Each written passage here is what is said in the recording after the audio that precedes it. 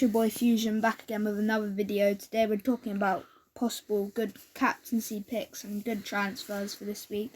It's a very big week and a lot to talk about.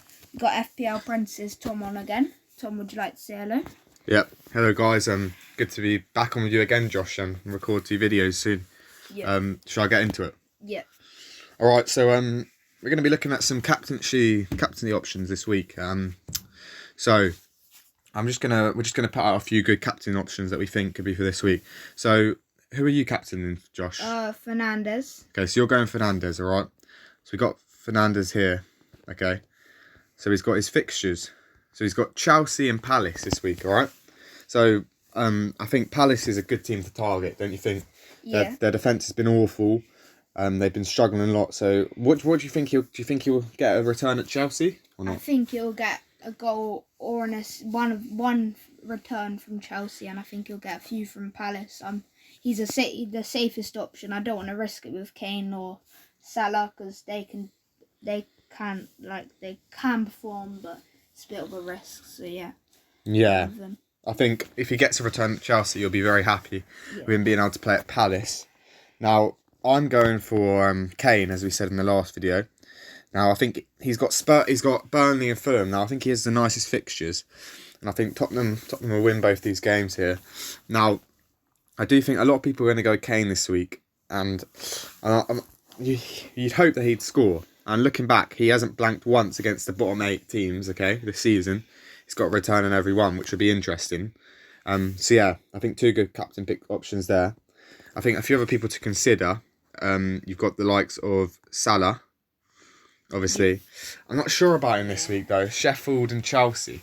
What do you think as a Liverpool fan? I don't know. Well, it's either him or Mane will probably have a return. You'd never know which one, and he can blank sometimes. You'll trust him really hard. Go with the captain. He can blank sometimes in big game weeks. So I think it's a bit too risky to put the captain on him. But if you need the risk taken, I'll captain him.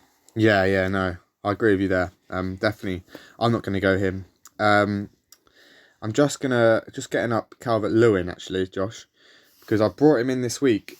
And I did have the captain on him actually last night. He's got Southampton and West Brom. 2 good fixtures there. I just think he's just coming back from injury, obviously, and I feel like it's a bit of a risk in this type of a big game week to go for him. What do you think? I don't know about that. I feel like Kane is a bit of a risk because Tottenham aren't consistent at all, and Calvert-Lewin has West Brom as one of his fixtures, and Southampton, who aren't looking too good at the moment. They obviously just picked up a win, but yeah, they're not. I would say Calvert-Lewin, but Kane, both good. They're both good options. So yeah, no, definitely. I think you'd say that this week there is a lot of good options for to pick, and obviously we got the City boys. De Bruyne. Yeah. Pep has just said today that De Bruyne is fully fit. So he could play both. De Bruyne back in? Yeah, it could. Well, I mean, not many people will have him, so he could be a massive... Could be a good punt, would you say? Yeah. So, I just want to quickly talk about something else quickly in this video, if that's all right. Yeah. Okay, so I just need some help with you, actually. So, obviously I'm getting out Kufal this week, okay? Yeah. So, I'm looking at defensive options. So, my first one I'm looking at, okay? So, he plays for Leicester. So we got Pereira. Now he's 5.9, so I have the exact money to get him in, okay? Arsenal, Burnley, and then he has Brighton and Sheffield, okay? Do you think he's a good pick? Yeah, I think he's one of the best defenders. If you're moving on him now, I think he'll price rise after this game week as well. Okay. And he's looking very good. Didn't he play right mid or something? Yeah. So if he plays that'd be sick. Yeah, he always looks attacking threat. So yeah.